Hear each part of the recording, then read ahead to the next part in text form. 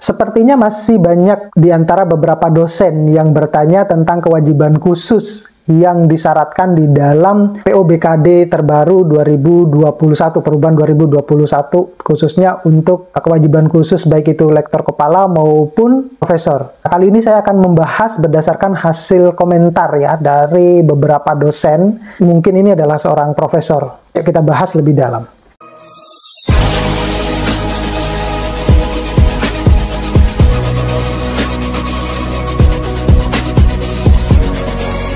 Baik Bapak Ibu, nah jadi pada video kali ini saya mau membuatkan video kait dengan mungkin ada beberapa dosen yang masih bertanya terkait dengan kewajiban khusus bagi lektor kepala maupun profesor terkait dengan update BKD terbaru 2021 ini ya, yang akan dimulai diberlakukan per Februari 2023, di mana ada salah satu komentator yang bertanya terkait dengan bagaimana jika terjadi kesalahan pengisian di rubrik sister sehingga asesor, dalam hal ini asesor itu menolak kewajiban khusus profesor. Kemudian kapan sister akan dibuka kembali untuk bisa melakukan perubahan ya. Nah, jadi yang perlu Bapak Ibu perhatikan bahwa tatkala asesornya Bapak Ibu itu menolak apa yang Anda klaim sebagai kewajiban khusus, khususnya untuk lektor kepala maupun untuk profesor, maka besar kemungkinan jurnal ataupun artikel ya, jurnal internasional yang Bapak Ibu klaim dalam hal ini untuk kewajiban khususnya, memang besar kemungkinan itu bukan termasuk jurnal yang seperti disyaratkan, khususnya untuk profesor mungkin, yang disyaratkan di dalam PO-BKD. Jadi saya mengulas kembali bahwasanya khusus untuk profesor, publikasi yang harus dihasilkan dalam 3 tahun terakhir itu adalah minimal yaitu terbit di jurnal internasional bereputasi. Dalam hal ini adalah jurnal yang masuk di database Scopus ataupun Web of Science, kemudian keluar juga di database-nya Skimago, dan bukan termasuk jurnal yang predator, jurnal yang cancelled, nah semacam itu. Itu yang Bapak Ibu harus perhatikan dulu, di mana publikasi khusus untuk profesor, dia bisa bertindak sebagai penulis utama ataupun sebagai penulis anggota, atau bahkan bisa sebagai correspondence authors. Nah, pada video saya sebelumnya, saya sudah menjelaskan, mungkin bagi Bapak Ibu Profesor juga bisa mengadopsi ya, karena itu adalah jalan keluar terbaik untuk biar kita itu kewajiban khususnya tetap terpenuhi di setiap tahunnya.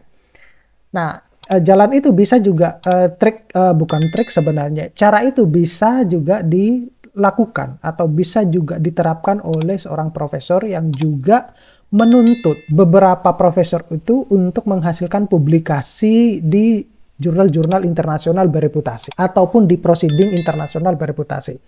Nah, jadi kalau misalnya asesornya menolak dari publikasi yang mungkin Bapak Ibu klaim di dalam sister Bapak Ibu, maka besar kemungkinan begini.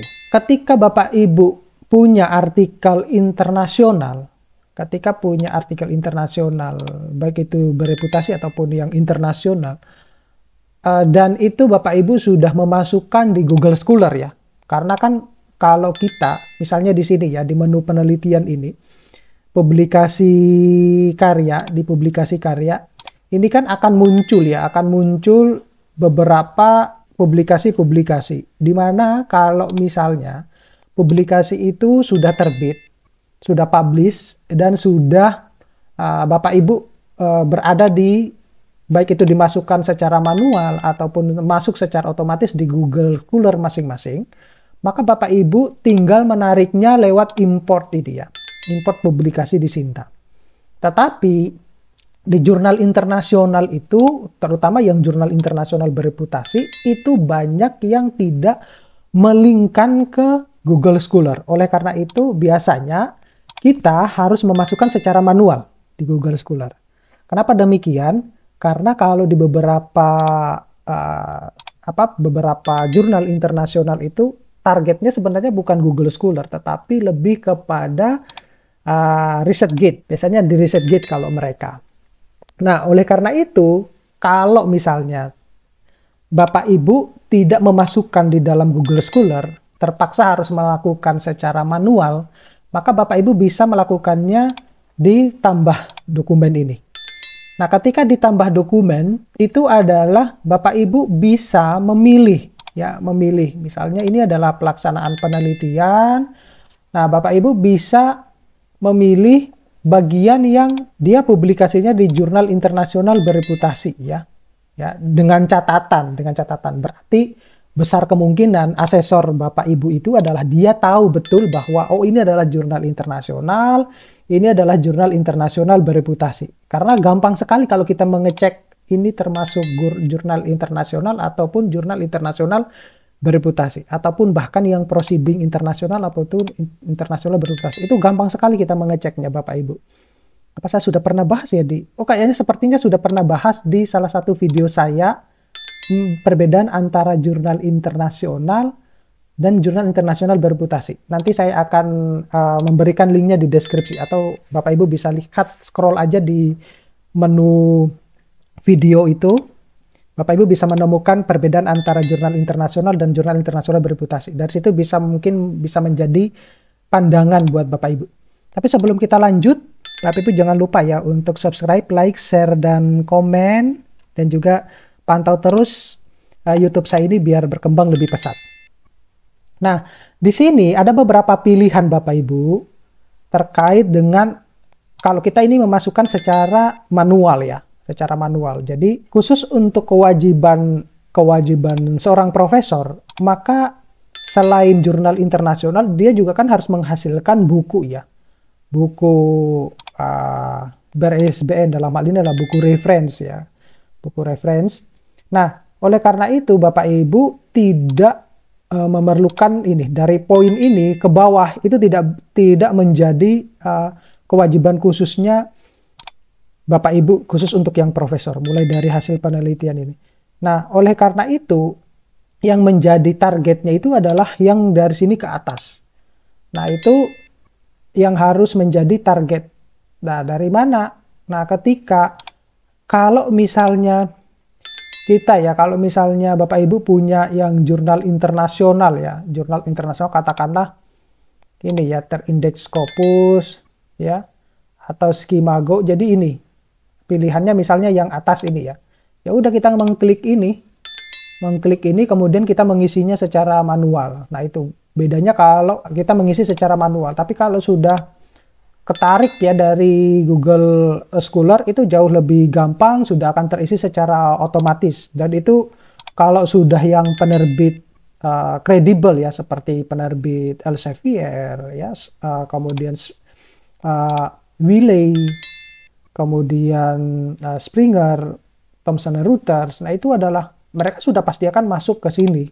Nah sayangnya penerbit-penerbit kredibel tersebut itu rata-rata tidak berlangganan atau tidak menglinkkan ya hasil dari publikasinya ke Google Scholar. Kenapa demikian? Karena satu, mungkin mereka menjaga reputasi, karena untuk meningkatkan impact faktor suatu jurnal itu ada syarat-syarat tertentu yang sehingga orang itu kalau mau mengakses jurnalnya harus berbayar.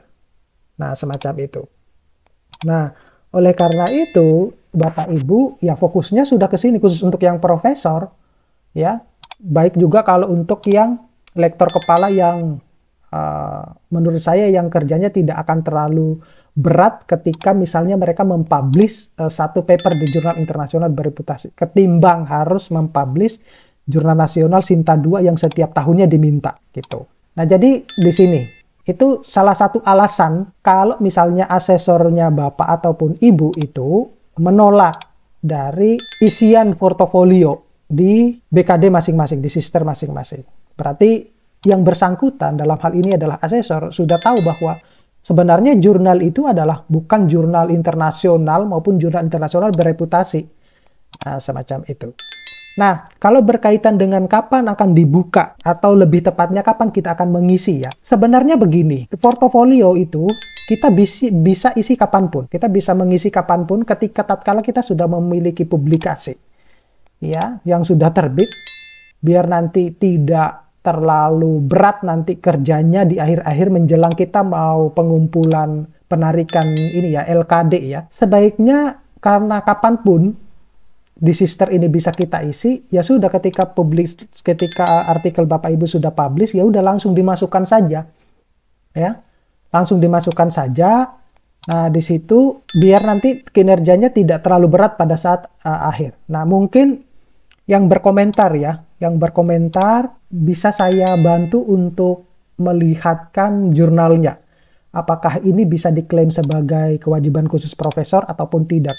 Karena ada beberapa juga Bapak Ibu yang lain itu minta tolong ke saya untuk melihatkan apakah jurnal tersebut bisa diklaim sebagai kewajiban khusus. Tetapi dengan catatan ya Bapak Ibu, saya tidak bisa kalau misalnya diminta langsung memberikan jawaban gitu. Ya, saya karena kan saya lagi studi, jadi saya fokus dulu. Nanti kalau ada waktu baru saya akan. Tetapi tetap akan saya ini, tetap akan saya feedback, tetap akan saya tetap saya akan berikan jawaban, saya akan tetap bantu untuk bisa mempermudah mungkin dari Bapak Ibu ada yang belum tahu bahwa ini yang termasuk jurnal internasional, ini yang termasuk jurnal internasional bereputasi gitu. Sebenarnya gampang sekali kalau kita mendeteksi tersebut ya. Ataupun saya kapan-kapan nanti akan membuat list jurnal ya, list jurnal yang termasuk jurnal-jurnal predator. Di situ juga sudah pernah saya bahas di salah satu video saya,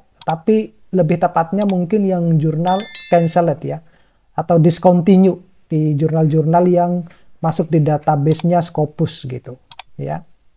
Oke.